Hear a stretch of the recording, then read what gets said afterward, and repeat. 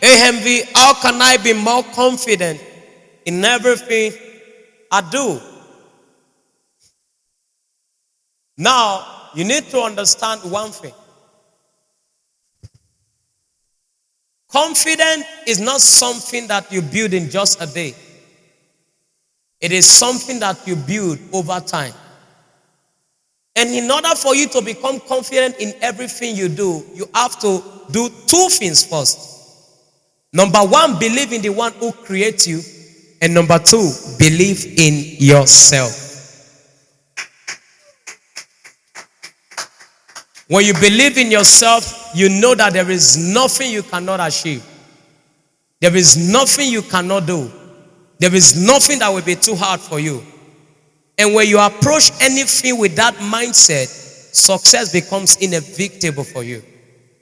So when you believe in God, you have faith in God, and you believe in yourself, it's already a win-win for you. Thank you.